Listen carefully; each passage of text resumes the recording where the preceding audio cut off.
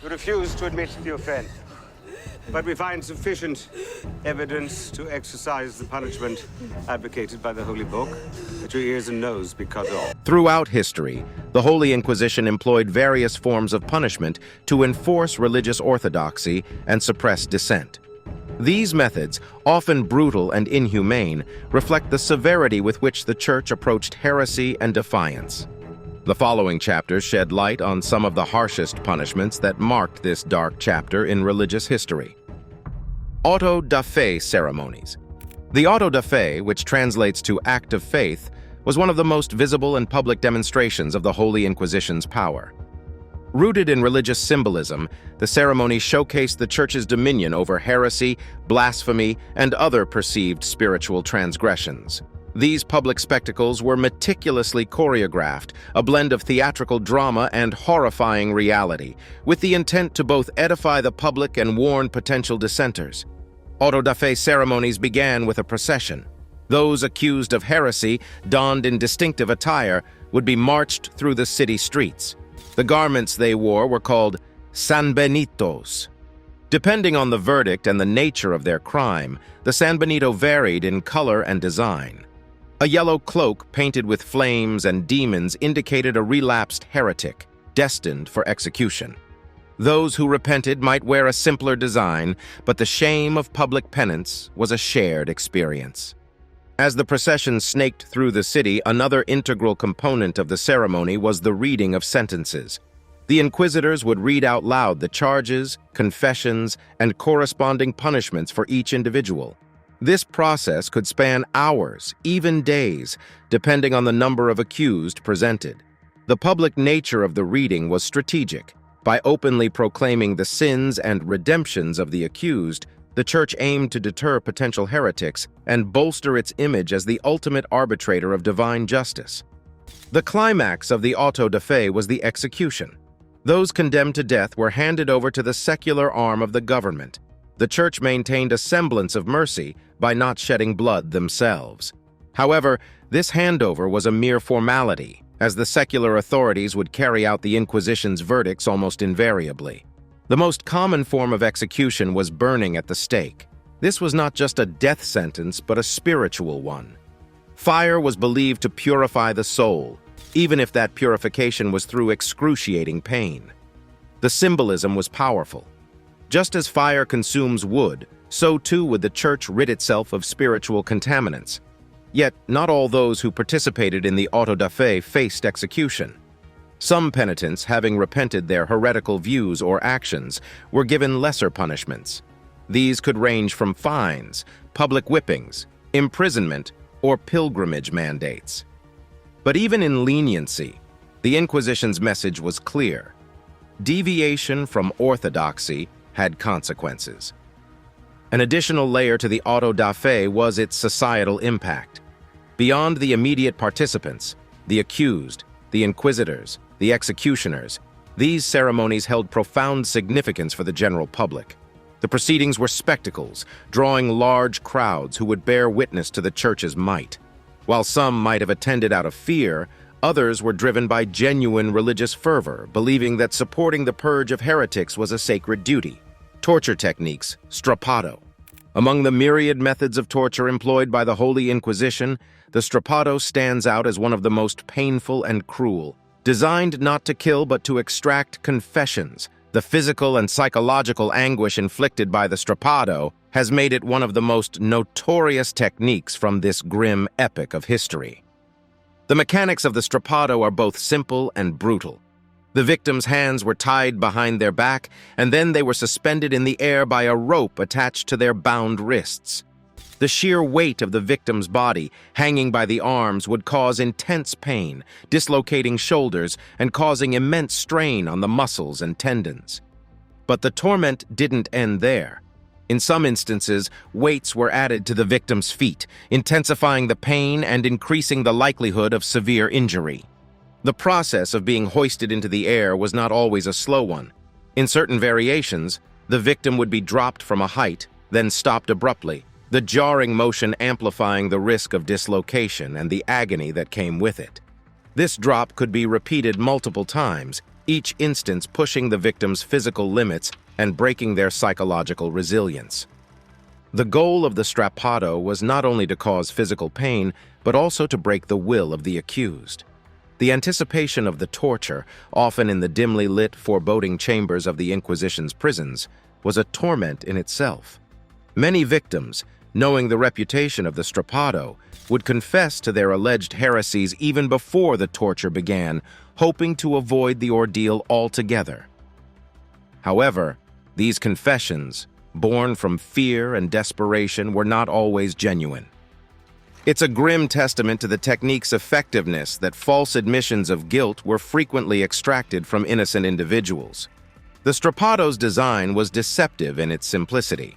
Without the need for intricate devices or elaborate setups, it could be administered in various settings, making it a favored technique for its portability and ease of use. This accessibility meant that its use was widespread, and countless individuals, accused of a vast range of perceived heresies, found themselves subjected to its cruelty. One of the most harrowing aspects of the strappado was the permanent damage it could inflict. Dislocated shoulders, torn tendons, and broken bones were common outcomes. Even if a victim survived the ordeal and was later released, they often bore the physical scars and disabilities for the rest of their lives. The psychological trauma was equally lasting, with many survivors haunted by their experiences, the memories of the pain, and the weight of their forced confessions. The stake. Burning at the stake, a method of execution synonymous with the Inquisition, carries with it a legacy of terror and dread that reverberates through history. While the Inquisition was not the sole or even the first entity to employ this method, the image of heretics being consumed by flames under its mandate remains one of the most enduring and harrowing symbols of its power. The ritual of burning at the stake was steeped in symbolism. Fire, in many religious and cultural traditions, is seen as a purifying agent. For the Inquisitors, consigning a heretic to the flames was more than just a method of execution. It was a spiritual purification, an attempt to save the individual's soul even as their body was consumed. The spectacle served a dual purpose. It acted as a demonstration of the Church's might and a visceral warning to the masses about the perils of straying from the path of orthodoxy. The process leading up to the execution was torturous in itself. Those condemned to die would often be paraded through the streets, forced to wear garments that marked them as heretics or apostates. The procession was a deliberate attempt to strip the individual of their dignity, to present them as a cautionary example to the public. By the time the condemned reached the stake, they had already been subjected to a gauntlet of shame and humiliation. Once at the execution site, the individual was bound to a post, usually surrounded by a pyre of wood.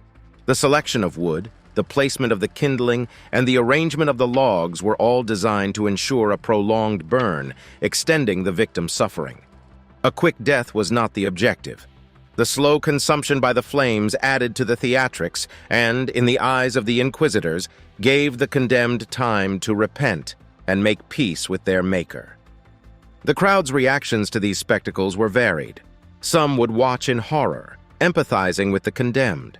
Others, driven by genuine belief in the Church's mission or by a morbid fascination with the display of suffering, might jeer and celebrate. These public executions were not merely punitive, they were community events, and the reactions of the crowd played a significant role in their effectiveness as tools of control and intimidation. Though the actual number of people burned at the stake by the Inquisition is a matter of historical debate, each individual case represents a personal tragedy. Many of those consigned to the flames were not hardened blasphemers or dangerous heretics, but people caught in the web of political, religious, or personal disputes. Some were scholars, whose interpretations of religious texts differed from the established views. Others were victims of personal vendettas, denounced as heretics due to conflicts unrelated to matters of faith. Heretic's fork. The heretic's fork, a sinister instrument of torture from the time of the Inquisition, stands as a stark reminder of the lengths to which humanity can go in the name of orthodoxy and control. Far from the large-scale spectacle of a burning stake, this device inflicted a more personal, intimate form of agony, designed to break the spirit of the individual and extract confessions. The heretic's fork was a metal instrument, bifurcated at both ends. It was secured around the neck of the accused, with one end digging into the soft flesh under the chin and the other end pressing mercilessly into the upper chest or sternum. The design was such that the victim could neither lie down nor lower their head without causing intense pain. The fork itself bore the Latin inscription, abjuro, meaning I recant, serving as a chilling directive to the tormented victim. While seemingly simple in design, the heretic's fork was devious in its cruelty. The physical pain of the prongs digging into flesh was just one aspect of the torture. The device also forced its wearer into an unnatural, upright posture. The inability to rest, coupled with the relentless pressure of the prongs, would lead to exhaustion, muscle cramps, and a ceaseless, throbbing pain. Over time, the prongs could break the skin, leading to infections and further complications. Beyond the physical torment, there was the psychological dimension. Victims, held in dim, damp cells, would be isolated with the device clamped around their necks. The weight of their sins, both real and imagined, would press down on them just as heavily as the fork itself. Sleep deprivation, a consequence of the forced posture, would further erode their mental state, leading to hallucinations, despair, and heightened susceptibility to suggestion. It's important to remember that the ultimate goal of the heretic's fork, like many other torture devices of the period, was not necessarily death, but confession. The Inquisition was driven by a desire to root out heresy, and a confession, even one extracted under extreme duress, was seen as both a spiritual victory and a validation of their methods. In the distorted moral calculus of the Inquisitors, the salvation of a soul justified any means, no matter how cruel. The application of the heretic's fork was often preceded by a prolonged period of psychological torment. Accused heretics would be shown the device, its gleaming metal and sharp prongs serving as a silent promise of the suffering to come. For many, the mere threat of its application was enough to elicit confessions. For those who resisted, the reality of the fork's embrace was as agonizing as they had feared. The heretic's fork was emblematic of the broader strategies employed by the Inquisition. This institution, deeply entrenched in the societal and political structures of the time, sought to suppress dissent not merely through public executions, but through a campaign of fear. Devices like the fork, known more through whispered tales than public demonstrations, were tools in this campaign. The dread they instilled was as effective as their actual application. As we delve deeper into the history of the heretic's fork, it becomes clear that its significance goes beyond the immediate pain it inflicted. It stands as a symbol of a broader system of oppression, one that employed both psychological and physical methods to maintain its hold on power. The fork did not discriminate. Scholars, commoners, men, women, any could find themselves its victim if they ran afoul of the Inquisition's ever-watchful eye. Spanish boot. The Spanish boot, also known as the Boutikins or Skeffington's irons, is a haunting reminder of the Inquisition's intense desire to root out perceived heresy and the extreme lengths they would go to extract confessions. A device epitomizing the cruel creativity of its makers, the Spanish boot was as much about inflicting psychological terror as it was about physical pain. Crafted from iron or wood, the Spanish boot was a clamp-like device designed to encase the leg, specifically the calf or shin. In its most basic form, it consisted of two opposing pieces which could be tightened around the limb. The real terror of the Spanish boot lay in its method of operation. As the device was tightened, the bones of the leg would be crushed between the unyielding plates. Screws or hammers were used to gradually increase pressure, making the experience one of prolonged, escalating agony.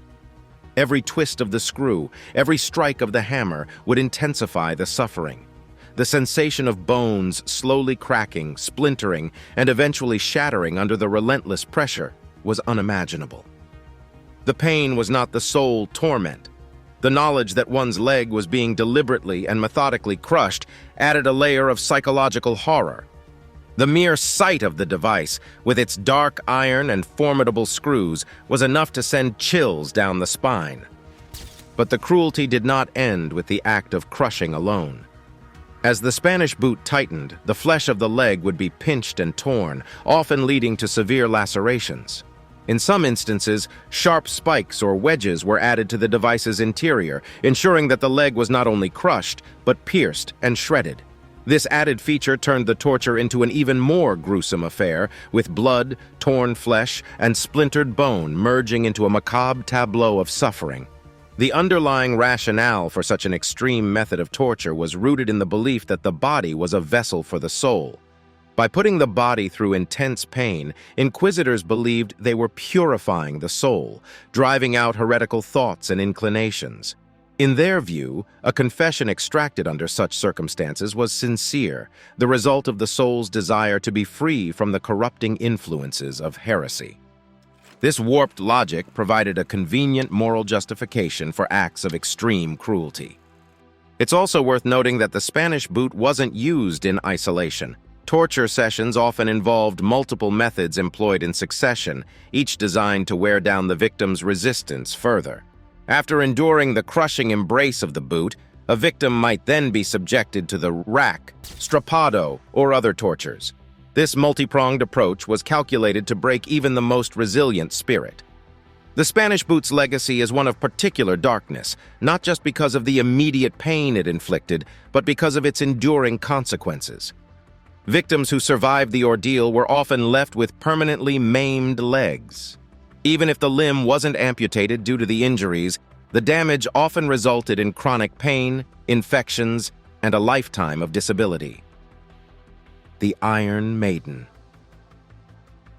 One of the most infamous and enigmatic torture devices from history's darker epochs, the Iron Maiden conjures images of Gothic horror and a chilling intersection of pain and psychological torment. Though its association with the Inquisition is popularly entrenched, the full scope of its historical veracity remains the subject of some debate. Yet, the Iron Maiden's reputation and cultural significance are undeniable.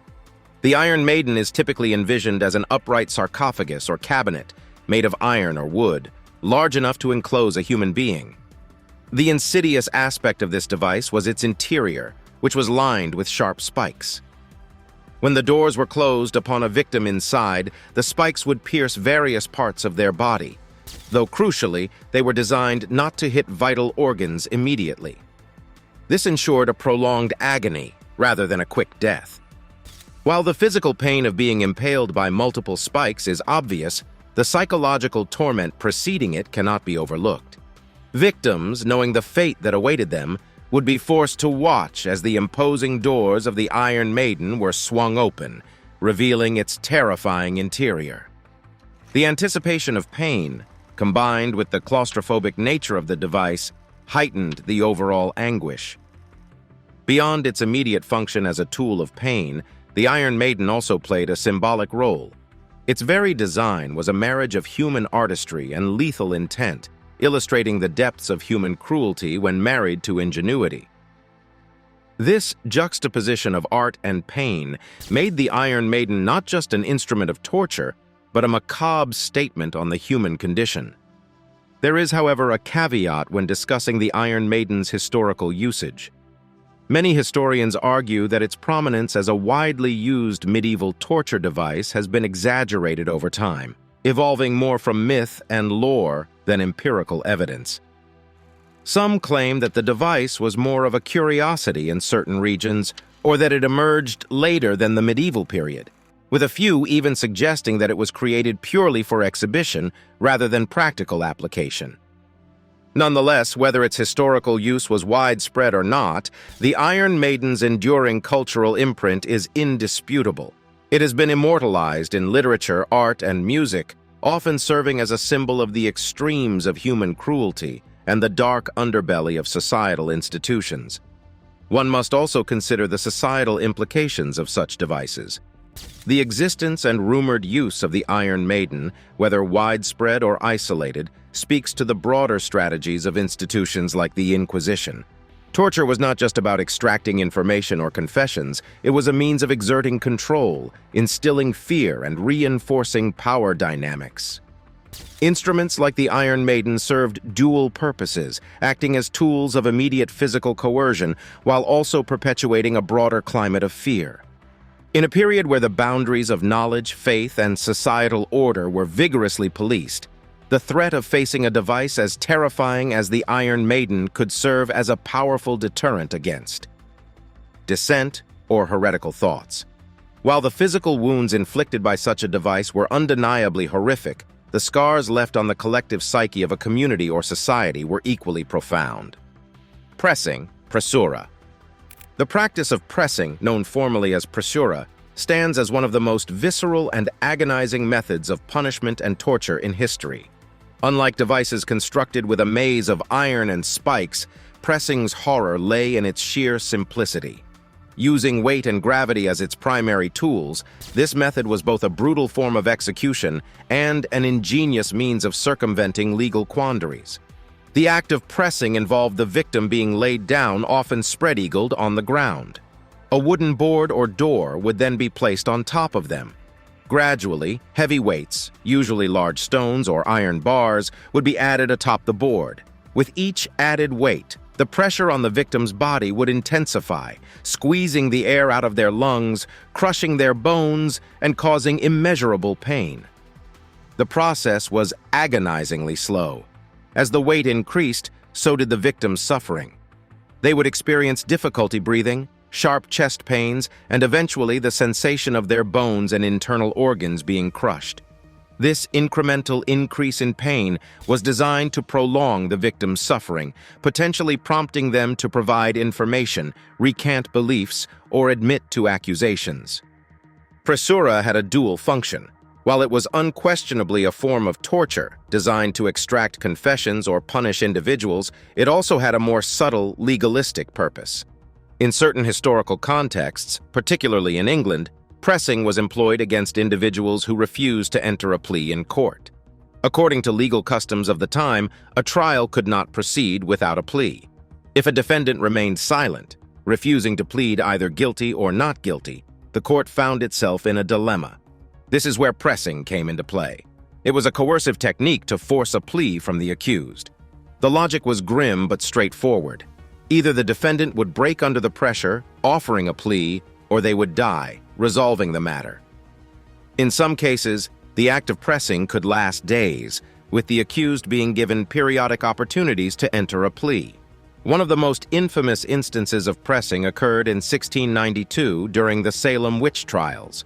Giles Corey, accused of witchcraft but refusing to legitimize the court by entering a plea, was subjected to this brutal punishment. His resilience became legendary. It's said that even as the weights bore down on him, Corey's only response was a defiant, "more weight." While the physical torment of pressing is evident, there is a psychological layer to consider. The victim, fully conscious and aware, would watch each stone or weight added, knowing that their suffering would only intensify. The anticipation, combined with the physical pain, made pressing a particularly cruel form of torture. Furthermore, the very public nature of pressing, a spectacle often carried out before gathered crowds, served to reinforce societal norms and power structures. It was a stark message. Defiance of authority, whether judicial or religious, would be met with crushing consequences. Quite literally. Confinement and solitary punishment. Within the annals of punitive measures utilized throughout history, there exists a punishment that on its surface may appear less brutal than devices like the Iron Maiden or practices such as pressing. This punishment is confinement, especially when escalated to prolonged solitary confinement. Though devoid of immediate physical mutilation, the mental and emotional devastation it wreaks can be just as debilitating, if not more so. The concept of confinement in its various forms has been present throughout the ages. Whether it was a dark, damp dungeon in a medieval castle or a secluded cell during the times of the Inquisition, the underlying principle remained consistent: to isolate the individual, both physically and psychologically, from the outside world. This isolation served multiple purposes, from simple incarceration pending a trial to punitive solitary confinement intended to break the spirit. Humans by nature are social beings. Interaction, communication, and the simple act of being in the presence of others are fundamental aspects of our existence. When these are taken away, especially in an environment where sensory stimuli are limited, the mind begins to undergo profound changes. The initial phase of solitary confinement might be characterized by a profound sense of loneliness and despair. The starkness of the environment, often just bare walls, a bed, and minimal facilities, offers no distraction from the growing weight of isolation. As days turn into weeks or even months, many individuals experience a decline in their cognitive functions. Their sense of time becomes distorted, their memory falters, and their ability to concentrate diminishes. But the psychological effects go deeper. Prolonged isolation can lead to hallucinations, both auditory and visual. The absence of human contact and the resultant lack of auditory stimuli can cause the brain to create sounds or voices. Similarly, the lack of visual variety can lead the mind to conjure images or patterns. These hallucinations, combined with an increasing sense of paranoia and a feeling of detachment from reality, can push an individual to the brink of madness. During the Inquisition, confinement and solitary punishment were employed strategically. Sometimes the mere threat of being locked away indefinitely was enough to extract confessions. For those who resisted, the reality of solitary confinement became a method of wearing down their resolve. The Inquisitors understood that the mind, when deprived of human interaction and sensory input, could become malleable, eventually leading to confessions, genuine or coerced.